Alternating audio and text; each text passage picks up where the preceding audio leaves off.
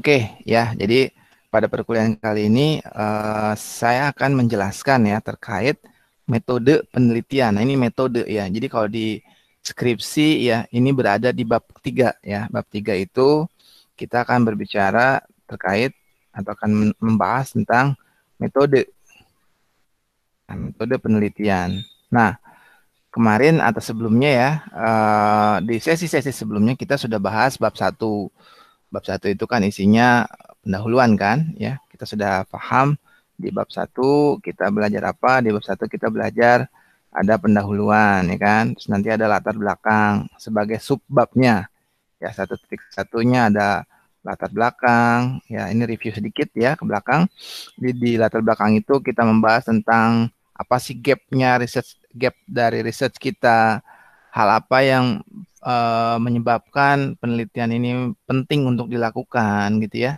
Itu muncul di bagian latar belakang kan gitu ya. Terus nanti ada 1.2-nya biasanya ada perumusan masalah, ya perumusan masalah, perumusan masalah dari penelitian kita gitu. Jadi dari fenomena yang muncul yang kita amati terus kita rumuskan masalah penelitian kita apa gitu kan. 1.3 biasanya ada tujuan, ya ada tujuan penelitian misalnya ya. Biasanya gitu. Ini memang nggak apa namanya, kadang-kadang setiap kampus ada sedikit-sedikit perbedaan lah tergantung budaya selingkungnya gitu ya. Ada tujuan penelitian, ada manfaat dan kegunaan gitu ya. Manfaat dan kegunaan udah kita bahas semua, hanya review saja. Kemudian 1.5 biasanya ada sistematika kan, sistematika gitu. Nah, kalau bab 2 ya yang umum ya, ini yang umum saja. Bab 2 itu kan kita juga udah bahas. Bab 2 itu terkait dengan tinjauan pustaka. Nah, namanya juga tinjauan pustaka, kita meninjau pustaka, meninjau referensi, meninjau literatur gitu. Karena memang penelitian kita, ya karya tulis kita ini adalah karya tulis ilmiah. Namanya ilmiah, berarti harus berbasis kepada pustaka yang relevan, pustaka yang baik. Ya, seperti apa itu? Ya, bisa dari buku, bisa dari artikel jurnal gitu ya. Yang jelas itu bisa kita lakukan kutipan. Nah, kemarin kan kita sudah bahas nih di 2.1-nya ya. 2.1 itu ada landasan teoritis ya, landasan teoritis. Nah, landasan teoritis. Nah, di sini kan kita bicara misalnya variabel kita apa ya? Variabel kita misalnya kepuasan pelanggan. Kita jelaskan dulu kan kepuasan pelanggan itu definisinya apa, ya kan? Terus kita bisa definisi itu bisa kita lakukan kutipan langsung, bisa kutipan tidak langsung kan gitu. Ya, kalau kutipan langsung berarti kan satu paragraf dari definisi yang kita baca di buku atau di artikel jurnal kita kita tulis apa adanya, kita kutip semuanya, ya. Dan itu diberikan caranya adalah memberikan tanda kutip dua di awal dan di akhir kalimatnya, gitu ya. Nah, memang sih teman-teman lebih disarankan memahami cara melakukan kutipan tidak langsung ya. Jadi dilakukan parafrase. Ya, kalau parafrase berarti kita lakukan modifikasi dari kalimatnya. Bisa kita tambahkan, bisa kita kurangi ya dengan susunan kalimat kita sendiri. Tetapi esensinya tetap dari sumber yang kita baca. Gitu ya. Itu namanya kutipan tidak langsung. Sangat disarankan teman-teman bisa melakukan itu. Nah, 2.2 ini biasanya kan 2.2 itu bisa kerangka pemikiran ya, kerangka pemikiran penelitian gitu ya. Kerangka berpikir atau kerangka pemikiran lah. Nah, kalau kerangka pemikiran biasanya kan dibentuk dalam sebuah bagan lah ya, sebuah bagan. Jadi alur pikir teman-teman gimana? Ya, dalam bentuk bagan gitu, dalam bentuk gambar lah ya. Alur pemikirannya seperti apa? Misalnya kepuasan pelanggan, ya. Berangkat dari mana sih kepuasan itu? Ya, kemudian diturunkan kepuasan pelanggan itu dalam indikator apa saja. Terus kemudian kepuasan pelanggan diduga dibentuk ya atau disebabkan oleh faktor apa gitu ya. Itu jadi itu kerangka berpikirnya. Nah, di bab 2 juga biasanya ada ini penelitian terdahulu. penelitian terdahulu. Nah, di sini bicaranya karena yang penelitian yang dilakukan ya apalagi kita di jenjang S1 lah ya, eh, hampir seluruhnya ya dominannya adalah kita penelitiannya replikasi. Jadi mengulang-mengulang saja. Mengulang-mengulang dari penelitian-penelitian yang sudah dilakukan sebelumnya. Jadi pastikan teman-teman di subbab ini bisa mencantumkan penelitian-penelitian terdahulu yang relevan. Dan ini memang disarankan penelitian-penelitian terkini gitu ya. 5 tahun terakhir nih gimana? Misalkan penelitian kita pengaruh citra merek gitu ya terhadap misalnya minat beli misalnya gitu. Jadi memang penelitian ini kan bukan penelitian yang baru gitu ya. Pasti sudah pernah dilakukan sebelumnya. Maka kita harus cek penelitian sebelumnya. Si Ani misalnya tahun 2020 melakukan penelitian dengan judulnya apa, ya hasilnya apa gitu. Yaitu penelitian terdahulu. Nah, sekarang kita masuk di sini bab 3. Nah, metode penelitian. Nah, di metode penelitian apa saja isinya? Biasanya nih ya di metode penelitian itu 3.1 biasanya jenis penelitian. Ini jenis penelitian. Nah, dalam jenis penelitian itu membahas tentang penelitian yang kita lakukan ini berada dalam kelompok tipe yang seperti apa. Gitu ya kan ada penelitian yang berdasarkan teknik analisis datanya itu terbagi 3 ya, berdasarkan teknik analisis datanya terbagi 3. Yang pertama ya, bisa apakah jenis penelitian kita itu saya kasih notes. Bisa deskriptif ya. Dia yang bisa asosiatif. Yang berikutnya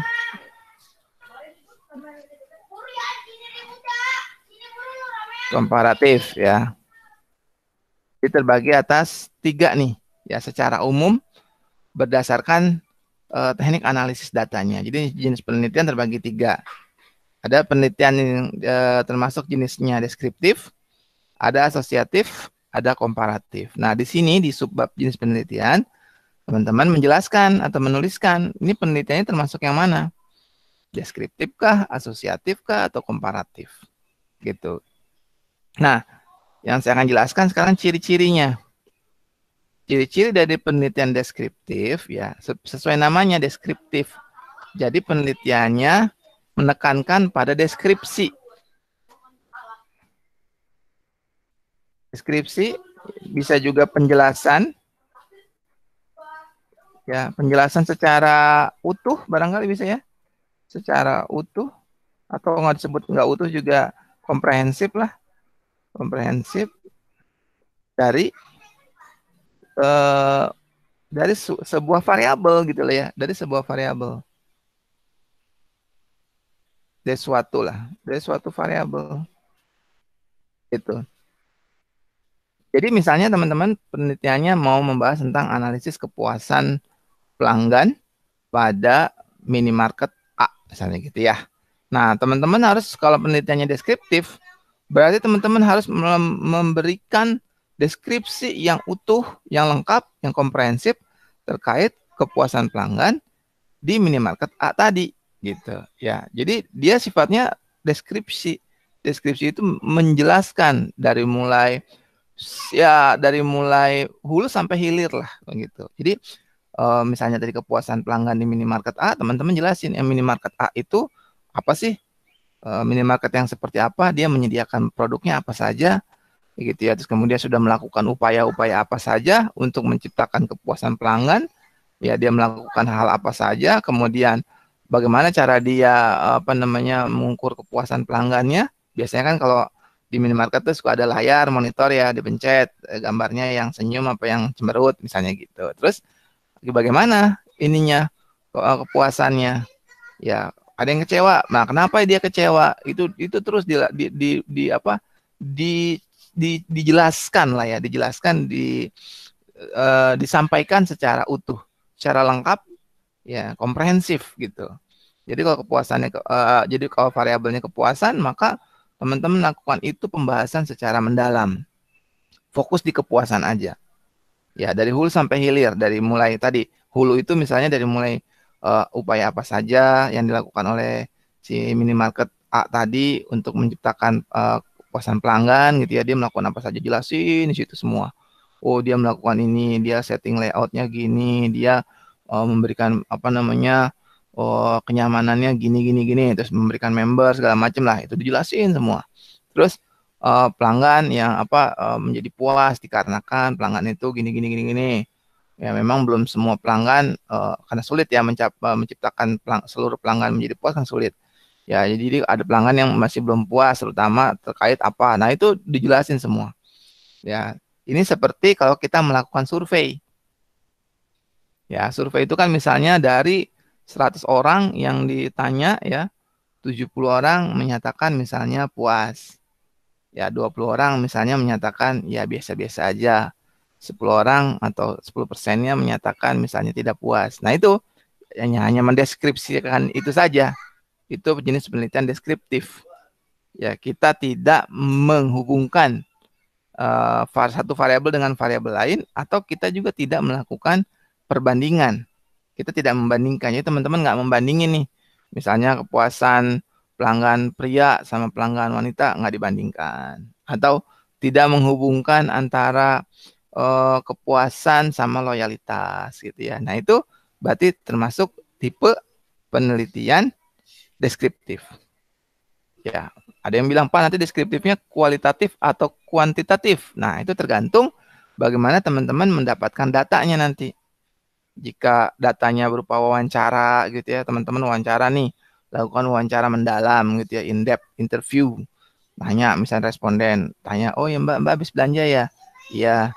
Gimana tadi, puas nggak? Ya puas lah. Kenapa Mbak bisa puas belanja di sini? Oh iya karena gini. Nah itu kan datanya kualitatif kan berupa teks gitu. Maka itu deskriptif kualitatif. Tapi kalau misalnya teman-teman di apa kualitatif tadi diangkakan, diberi angka, diberi skor gitu ya. Kita tanya, Mbak 1 sampai 5 tingkat kepuasannya belanja di sini gimana? Oh, saya 5. Nah, itu 5 itu menjadi sebuah skor yang mewakili ya atau yang membuat mengkuantifikasi dari kalimat kepuasan kan puas oh diwakili oleh 5 misalnya gitu. Nah, itu nanti kan diolah ya datanya kan. Jadi deskriptifnya kuantitatif. Gitu. Jadi tergantung teman-teman penelitiannya gimana. Kalau penelitiannya kualitatif ya berarti dapetin datanya data-data wawancara, data foto, teman-teman foto gitu ya, di foto, direkam gitu. Oh ya ini ada yang komplain nih, komplainnya karena gini-gini gitu.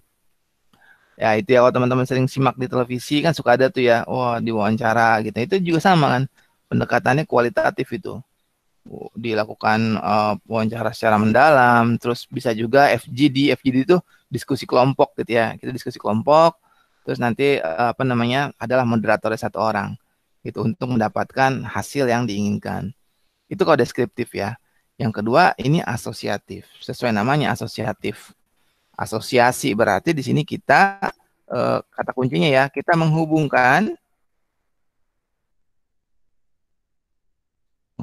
satu variabel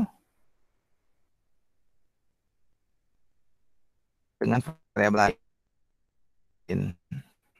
Kita menghubungkan atau mengkaitkan lah ya. Menghubungkan atau mengkaitkan satu variabel dengan variabel lain. Nah, ini terbagi dua nih tipe hubungan ini ya. Tipe hubungan ini terbagi dua. Ada yang dinamakan hubungan resiprokal.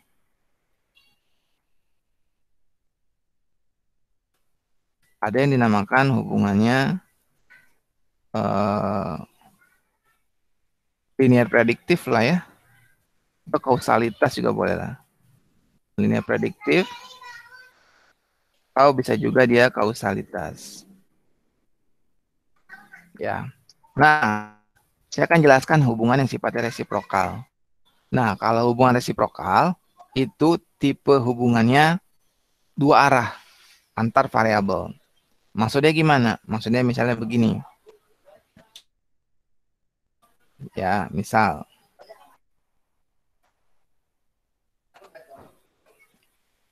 ya, saya bilang misal Misalnya ini variabelnya kita pendidikan sama misalnya kebodohan gitu ya. Atau bukan kebodohan, dulu kemiskinan lah. Kemiskinan, kebodohan. Misalnya gitu ya. Ini kita tulis, kita balik sekarang. Ini kebodohan, kemiskinan. Nah, kan logikanya gini. Kalau di sebuah daerah ya, di sebuah daerah tingkat kemiskinannya bertambah ya. Kalau di sebuah daerah tingkat kemiskinannya terus bertambah gitu ya, maka akan diiringi juga dengan ya tingkat kebodohan yang bertambah juga. Dalam artian misalnya kebodohan di sini dimaksudkan misalnya tingkat ini capaian pendidikan formalnya lah gitu ya, pendidikan formalnya misalnya gitu ya. Misalnya begitulah. Atau tingkat kebodohan itu misalnya tingkat yang jumlah orang yang bersekolah misalnya begitu ya. Karena orangnya tidak tersebut yang miskin makin banyak, bisa jadi menyebabkan orang-orangnya jadi tidak mampu untuk bersekolah dengan baik gitu ya. Misalnya ya, terus tidak ada bantuan misalnya seperti itu. Jadi bisa saja di sini kemiskinan menyebabkan kebodohan. Jadi kalau sebuah keluarga misalnya dia miskin, ya menyebabkan misalnya anggota keluarga tersebut jadi apa kebodohan dalam arti kata ya tadi apa namanya untuk dia bisa bersekolah ya untuk bisa mendapatkan pendidikan yang baik itu menjadi terkendala gitu lah ya. Jadi kemiskinan bisa menyebabkan kebodohan misalnya gitu. Oke, kita sekarang kalau kita balik nih, kalau kebodohan bisa nggak ya mempengaruhi kemiskinan? Nah, ini kan saya baru pakai logika ya, belum pakai teori nih. Kalau di sebuah daerah yang tingkat sekolahnya misalnya rendah, gitu ya, yang buta huruf masih banyak, misalnya gitu ya, malah bertambah, misalnya gitu ya, anak-anak harusnya sekolah, dia belajar, gitu ya, baca tulis, ini enggak, misalnya gitu ya. Nah, tentu kan akan diiringi juga tingkat kemiskinan, gitu. Kenapa? Karena memang kalau seseorang itu misalnya dia memiliki latar belakang pendidikannya misalnya rendah, gitu ya, maka kan dia akan sulit untuk bekerja pada sektor-sektor formal. Misalnya begitu ya. Walaupun banyak juga ya kenyataan orang-orang yang latar belakang pendidikan formalnya misalnya rendah, tapi dia bekerja di sektor non formal dan dia menjadi jauh lebih kaya bahkan daripada orang yang bekerja berpendidikan formal baik misalnya itu juga ada ya. Tapi ini kan fenomena umum adalah kalau tingkat kebodohan di sebuah daerah itu bertambah.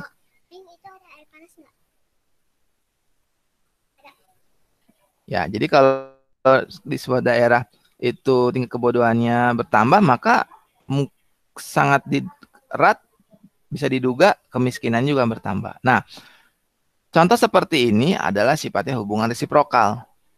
Ya, dua arah dia, saling. Jadi, kemiskinan bisa mempengaruhi kebodohan, kebodohan bisa mempengaruhi kemiskinan. Gitu ya. Jadi, kalau sifatnya hubungan resiprokal, tidak ada variabel bebas, tidak ada variabel terikat. Ya, tidak ada variabel bebas, tidak ada variabel terikat. Ya, jadi di sini kalau diilustrasikan gambarnya menjadi begini ya.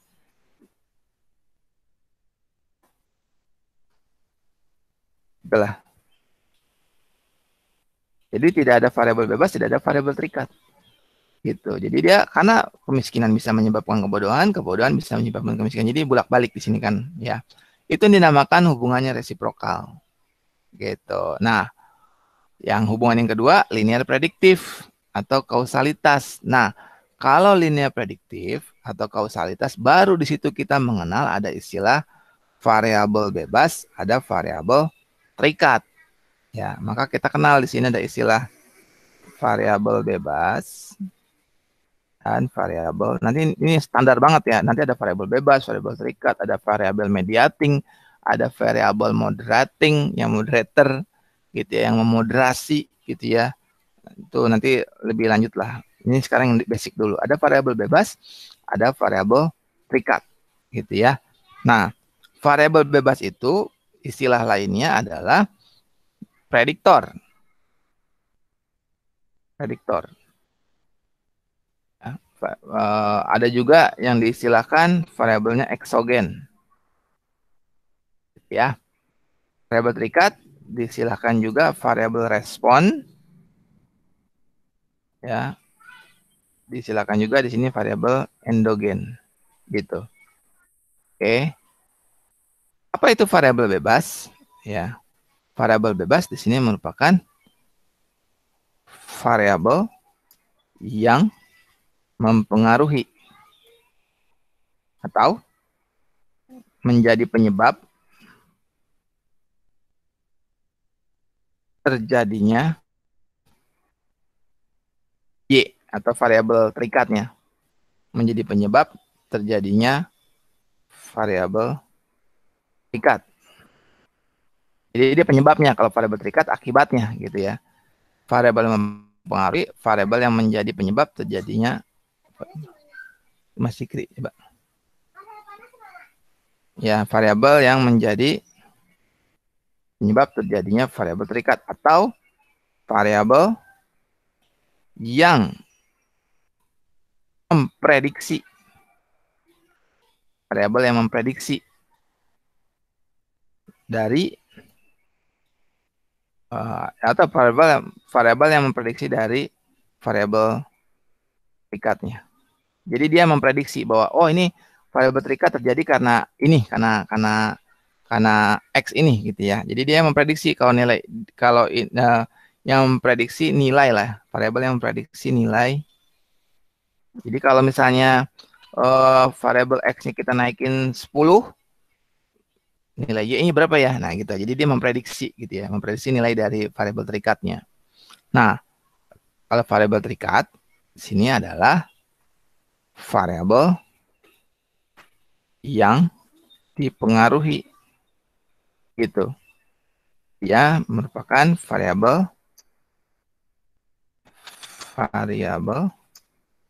akibat ya, variabel akibat gitu, atau ya, respons dari adanya variabel bebas. Jadi disebabkan ada variabel bebas, responsnya gimana gitu ya.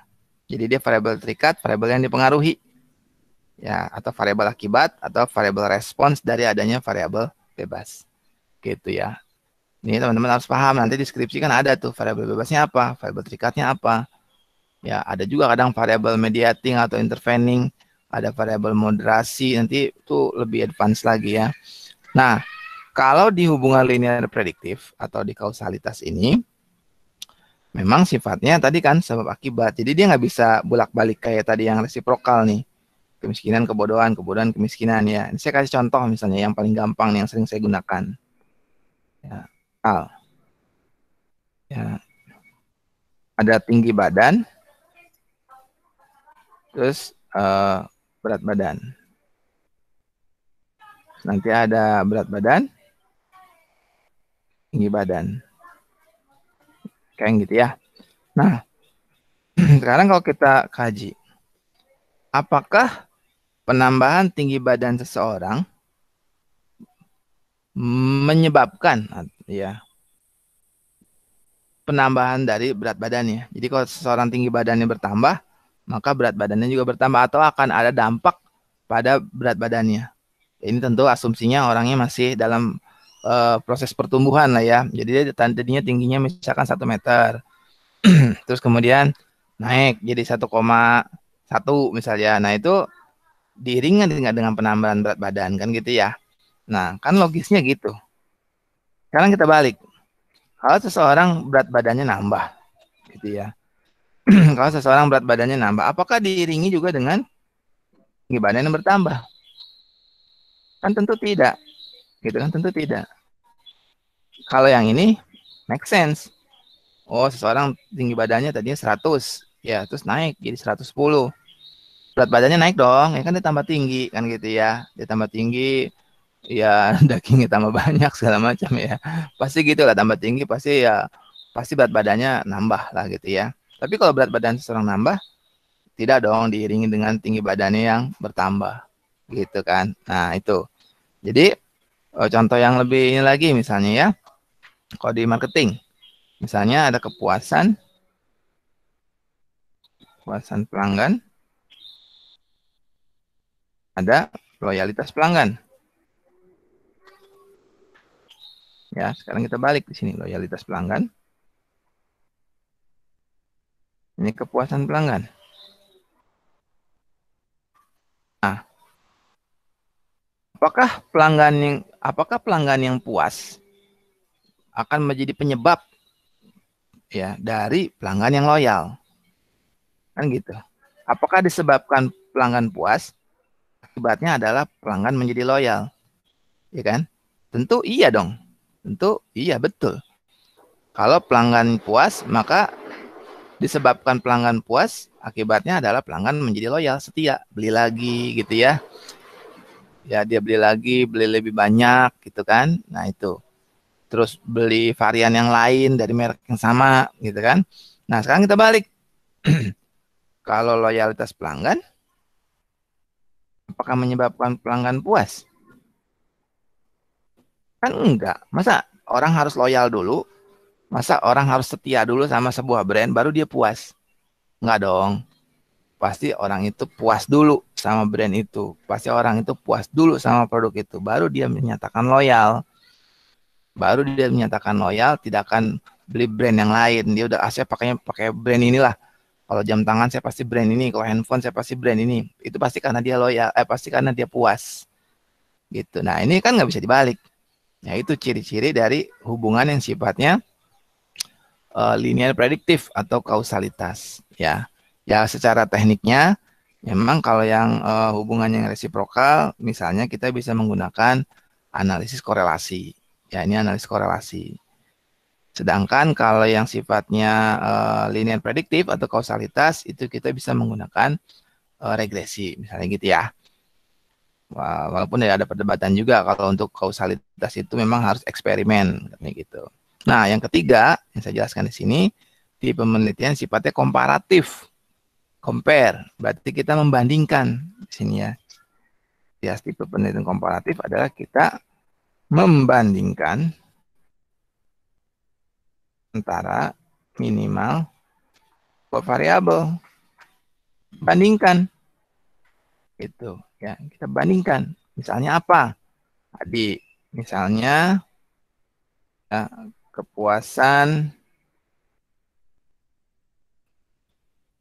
misalnya kepuasan pelanggan sebelum dan sesudah diberikan apa, misalkan diberikan pelanggan nih belanja nih, terus ditanya berapa besar kepuasannya gitu kan. Oh, saya sekian. Terus berikutnya lagi ketika dia belanja dikasih ini, misalnya dikasih hadiah gitu ya. Dikasih hadiah, misalnya dikasih hadiah berupa apa saja lah, gift, bisa berupa souvenir misalnya gitu ya. Diberikan misalnya souvenir misalnya ya. Kita pengen tahu nih, dengan diberikan souvenir dampaknya kepada peningkatan kepuasan pelanggan terjadi enggak? Berarti kan kita bandingkan kepuasan pelanggan sebelum dan sesudah diberikan souvenir. Kita dibandingkan, atau kita mau membandingkan lagi kepuasan pelanggan remaja misalnya, atau inilah kepuasan pelanggan pria dibandingkan pelanggan wanita. Ya, mana sih yang paling mudah terpenuhi harapannya gitu ya? Ya, tergantung produknya tentu ya. Gitu. Apakah pria atau wanita misalnya gitu. Ini dibandingkan. Itu bisa. Atau kita mau membandingkan ya kepuasan pelanggan antara minimarket A dengan ya, kita dibandingkan dengan pelanggan minimarket B. Nah, itu bisa. Jadi kita membandingkan. Yang membandingkan, Pak, penelitian saya gimana sih citra perusahaan ya, atau citra perusahaan terlalu berat, citra merek lah. Gimana sih citra merek sebelum dan sesudah menggunakan artis sebagai endorsernya misalnya gitu ya. gitu. Naiknya citranya. Misalnya produknya produk tentang kecantikan gitu ya, produk tentang kecantikan. Sebelumnya gimana tuh image-nya? Betul nggak bahwa produk ini memang tepat untuk apa ya? Untuk kecantikan, perawatan kecantikan. Misalnya menggunakan modelnya ya model yang belum famous gitu ya. Nah, kemudian akhirnya si produsen tuh berani bayar mahal ya. Itu dia membayar misalnya top model lah gitu ya. Misalnya Putri Indonesia juara satu gitu. Nah, itu gimana tuh image-nya naik nggak tuh? Nah, itu dari situ ya. Jadi dibandingkan. Itu tipe penelitian komparatif. Oke, nah dalam metode penelitian, selain jenis penelitian ya, nanti bisa juga ada, sebenarnya bisa aja nggak berurutan seperti ini ya, tergantung tadi saya jelaskan, tergantung budaya selingkung lah dari perguruan tingginya.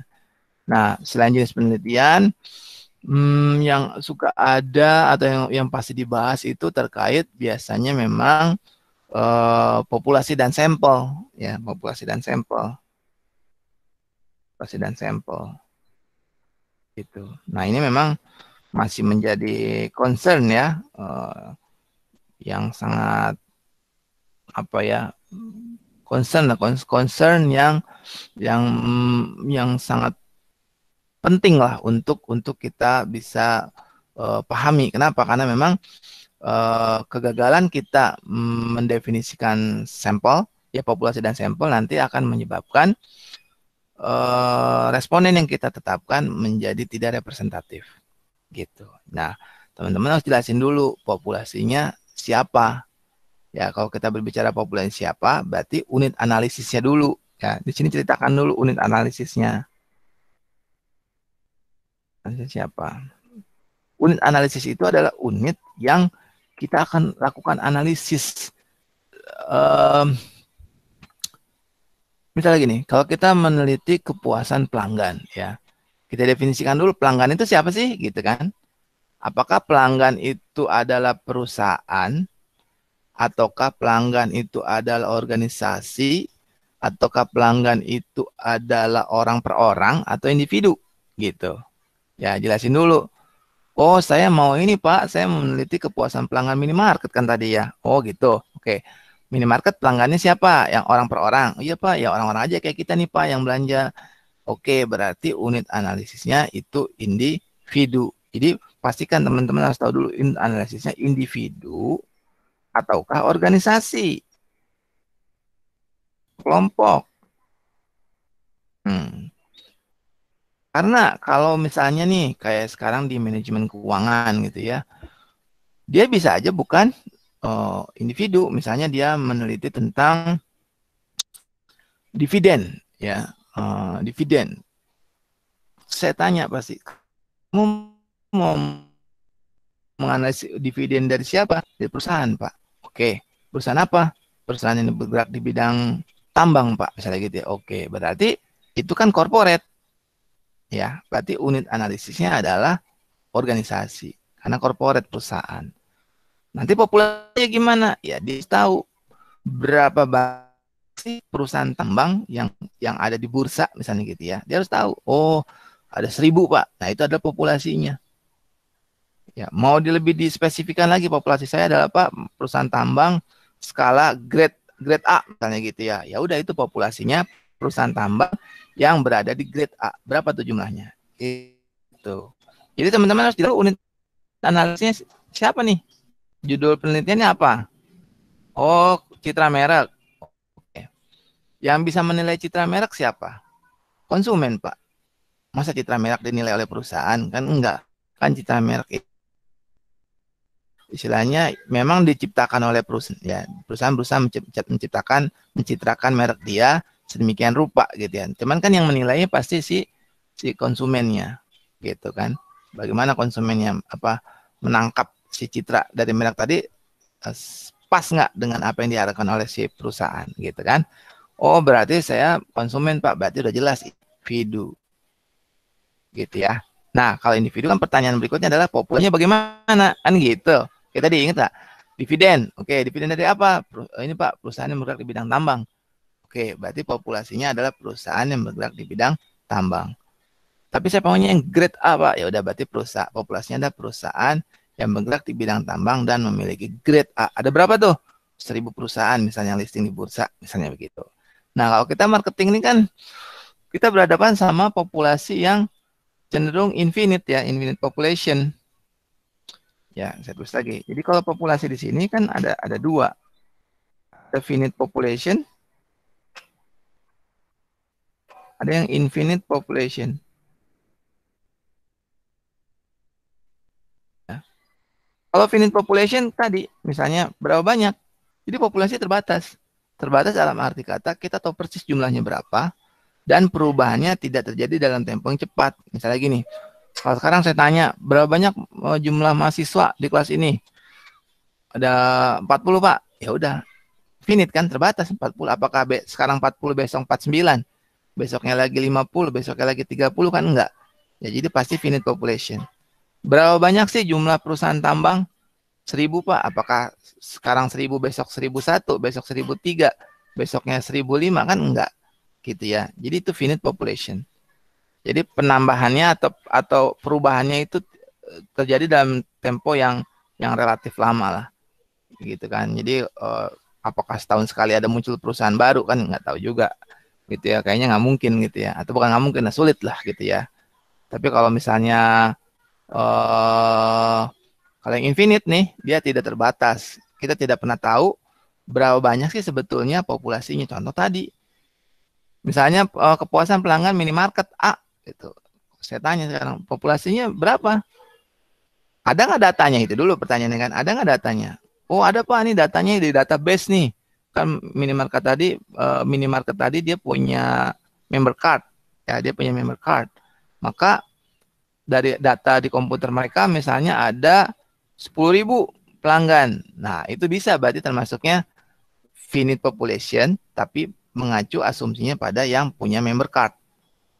Nah, sekarang kalau misalnya pelanggan dari ini kecap gitu ya, ada nggak datanya? Ya, tentu kan nggak ada gitu ya, nggak ada. Maka termasuk infinite population. Ya, maka ini pendekatan cara menghitung sampelnya atau menetapkan sampelnya, ukuran sampelnya itu berbeda. Ya, itu berbeda. Oke, ya. Jadi sesi kali ini saya batasi sampai sini ya. Jadi di population eh, untuk bisa tahu populasi di penelitian kita, jawab dulu unit analisisnya apa nih? Individu atau kelompok? Oh, individu, Pak. Baik, pertanyaan berikutnya, populasinya gimana? Terbatas atau tidak terbatas? Terbatas, Pak. Kenapa? Oh, karena saya hanya pelanggan yang punya member card. Atau kalau teman-teman suka ini kan suka naik pesawat gitu kan, suka ada tuh milesnya tuh berapa tuh, dapat skornya ya, nanti bisa ditukarkan misalnya ya, menjadi diskon, menjadi apalah gitu ya, misalnya gitu. Nah, itu bisa berarti termasuk yang finite population. Berarti kita kalau di finite population kita bisa mengetahui N-nya dengan jelas. N itu ukuran populasinya. Itu jelas banget. Kayak tadi, oh Pak, ada 1.000 perusahaan tambang. Ada 1.000 pelanggan yang punya member card di minimarket itu. Nah, itu jelas tuh, ada N-nya. N besar ya, ukuran populasi jelas. Maka kita bisa menggunakan beberapa pendekatan untuk menentukan ukuran sampelnya. Ya, ukuran sampel itu N kecil.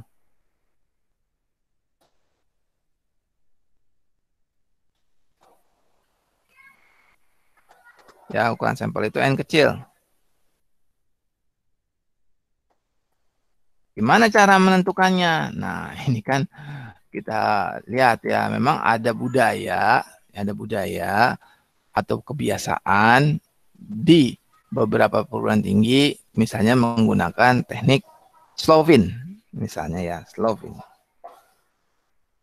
Kalau saya sih jujur Slovin itu sekarang sudah menjadi question mark, tanda tanya. Kenapa? Karena teknik ini eh, tidak memiliki sumber acuan yang jelas gitu, nggak jelas nih siapa penemunya, siapa nggak jelas. Bahasa gampangnya ujuk-ujuk ada aja si Slovin teh gitu ya. Jadi teknik ini tidak diterima di lingkup akademisi global.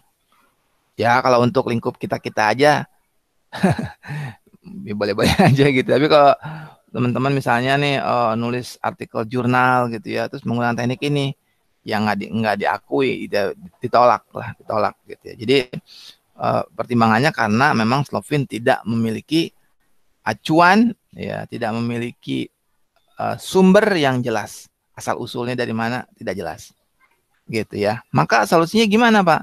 Kalau solusi saya yang bisa saya tawarkan, jangan gunakan Slovin, ya. Tapi kalau nanti teman-teman ada yang pakai Slovin, selama pembimbingnya bukan saya, barangkali gitu ya, ya saya akan apa, mendiamkan saja, gitu ya. Tapi uh, semoga lah ya, semoga di kita juga penggunaan Slovin ini tidak lagi digunakan. Dulu juga saya pakai Slovin dulu sebelum tahu gitu ya. Setelah saya tahu, oh ternyata Slovin tidak diakui lah di komunitas akademik global, internasional gitu ya. Kalau di Bogor aja mungkin diakui gitu ya, di Jawa Barat aja mungkin diakui. Tapi kalau untuk sampai kita berbicara yang di tingkat internasional, ya global, teknik ini tidak dikenal, tidak diakui. Solusinya gimana, Pak? Ya kalian jangan pakai rumus Slovin, ya. Tapi misalnya bisa gunakan Krejci and Morgan. Browsing aja Krejci and Morgan. Krejci and Morgan tabel. Gitu ya. Di situ kan kelihatan Krejci and Morgan itu Krejci itu nama orang, Morgan nama orang. Jadi jelas asal usulnya. Ya tadi korelasi, misalnya korelasi Pearson. Nama orangnya ada Carl Pearson. Ya, nama penemunya ada Carl Pearson. Rank Spearman ada penemunya Spearman Brown. Gitu ya. Jadi eh, teknik-teknik yang ada itu pasti ada penemunya. Gitu. Ya, Slovin ini nggak tahu, dia nggak jelas asal usulnya. Ujuk-ujuk ada aja, dan itu munculnya dari Indonesia gitu ya. Nah itu jadi memang tentu tidak diterima kalau di komunitas akademik global. Maka solusinya gunakan rumus Krejcien-Morgan. Jangan pusing-pusing, udah banyak ininya, hitungan online-nya. Kalian itu aja browsing aja di internet ya, menggunakan sample size kalkulator ya. Cari aja sample size kalkulator. Sample size kalkulator. Nggak usah capek-capek ngitung manual. Banyak kok yang online kalkulator. Calculator. Sample size ya. Jadi kalkulator untuk menentukan ukuran sampel. Ya, jadi misalkan kalian punya data 10.000 yang anggota member card tadi gitu ya. Terus masukin alfanya mau berapa persen? Alfa 5%. Nah, munculnya berapa? Gitu. Udah langsung otomatis. Rumusnya ada ya. Tapi tidak perlu dihitung secara manual. Udah tinggal masukin populasinya berapa, ukuran populasinya berapa, error yang kita inginkan berapa, nanti diklik langsung muncul hasilnya. Cari aja di browsing ya sample size calculator, itu pasti ada. Free, gratis. Ya. Solusi dari saya adalah gunakan Krejcien Morgan atau Cochrane Q, namanya Cochrane. Cochrane itu nama orang juga, Cochrane Q. Ya, bisa juga teknik itu. Ya, bisa juga teknik itu untuk proporsi. Ya, bisa. Jadi saya sih berharap tidak lagi menggunakan Slovin. Ya, tidak lagi menggunakan Slovin. Oke, kalau infinite population gimana, Pak? Nah, ini kan menjadi PR lagi nih. Gimana kalau infinite population ya? Kalau infinite population, itu kan kita nggak tahu N-nya berapa. Kayak tadi, berapa konsumen kecap? Nggak tahu. Berapa banyak? Nggak tahu. N-nya kita nggak tahu. Nah, karena kita nggak tahu, maka kita bisa menggunakan pendekatan analisis multivariat. Ya, kita bisa menggunakan di sini ya, menggunakan pendekatan analisis multivariat. Karena kita nanti akan melakukan analisis faktor, misalnya kalau pakai SEM, misalnya teman-teman pakai SEM ya, Structural Equation Modeling. Kan nanti kan ada confirmatory faktor analisis ya, atau analisis faktor yang terkonfirmasi. Maka kita bisa menggunakan ini, pendekatan analisis multivariat. Sumbernya dari mana? Nah, ini sumbernya. Ya, bisa kita gunakan sumbernya dari buku Multivariate Analysis, penulisnya Hare dan kawan-kawan. Ini tahunnya lupa, saya 2014 kalau nggak salah.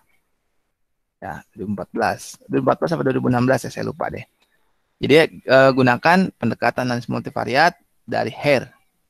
Ya, penulisnya banyak, ada Hare, siapa lagi gitu banyak lah. Jadi disingkat Hare dan kawan-kawan gitu ya. Hare et al itu dan kawan-kawan. Oke. Nah, gimana dia bilang? Dia bilang untuk menentukan ukuran sampel pada analisis faktor itu caranya adalah jumlah dari observed variable indikator itu dikalikan 5 sampai 10. 10 lah ya, gitu. Jadi variabel kalian misalnya ada 5, misalnya kalian punya 5 variabel misalnya ya. Masing-masing variabel misalnya ada 5 indikator, misalnya gitu. Berarti kan totalnya 5 kali 5, 25. Ya, kalian punya 5 variabel, masing-masing variabel ada 5 indikator. Berarti total ada 25. Maka ukuran sampel kalian adalah 25 dikali 10. Berarti 250 responden. Nah, kita bisa gunakan itu. Ya, kata siapa Pak? Ya bukan kata saya, ini kata si Hare et al. Jadi Hare ini ya seorang pakar, profesor yang menciptakan itu. Bukan menciptakan lah ya. Ya dia termasuk salah satu penulis buku terkait SEM PLS. Ya SEM itu kan nanti kan SEM yang tadi saya bahas, SEM itu Structural Equation Modeling itu bisa basisnya ragam, bisa basisnya peragam. Nah, Profesor Hare ini dia mazhabnya yang berbasis ragam. Nah, softwarenya PLS. Ya, makanya SEM PLS. Gitu ya, partial least square. Gitu. Jadi, kita bisa pakai pendekatan ini. Ya. Pak, kalau infinite population boleh nggak sih Pak pakai rumus Cauchy-Morgan tadi ya? Pakai sample size calculator? Boleh, tapi kalian pakai gunakan asumsi. Misalnya gini. Pelanggan minimarket di pelanggan minimarket A misalnya ya, pakai asumsi misalnya dalam seminggu jumlah pengunjung misalnya ada 10.000 pengunjung misalnya. Oh ya udah asumsi dari situ berarti populasinya 10.000. Boleh, itu masih boleh lah ya, masih boleh lah. Pakai asumsi. Diperkirakan pengunjung dalam seminggu 10.000. Jadi kalian penelitiannya kan seminggu di lokasi ya, dari 10.000 itu berapa? Gitu. Oh, ternyata pakai Cauchy-Morgan di alfa 5% misalnya 250 ya berarti 250 itu. Boleh juga pakai teknik itu juga boleh. Tapi ada asumsi terlebih dahulu ya untuk menentukan ukuran sampelnya. Oke, saya rasa cukup terlebih dahulu, nanti kita lanjut ke teknik sampling ya atau teknik menetapkan sampel. Ini kan baru sampel size-nya nih. Baru ukuran sampelnya berapa banyak sih sampel yang kita butuhkan gitu ya. Ya, tadi kan populasinya siapa? Berangkat dari unit analisisnya dulu, individu atau ke organisasi. Kalau udah kita tahu unit analisisnya baru kita bisa jawab populasinya siapa. Ya, dari populasi tersebut kita tentukan sampel. Nah, berapa banyak dari populasi yang kita tarik sebagai sampel? Ada 1.000 perusahaan. Apakah 1.000 perusahaan kita tarik semua sebagai responden kita? Kita tetapkan jadi responden kita. Oh tidak Pak, sebagian aja. Berarti itulah sampel. Sampel berarti sebagian dari populasi atau anggota dari populasi yang merepresentasikan dari populasi. Gitu ya. Jadi itu pembahasan kita kali ini. Terima kasih, saya stop sharing.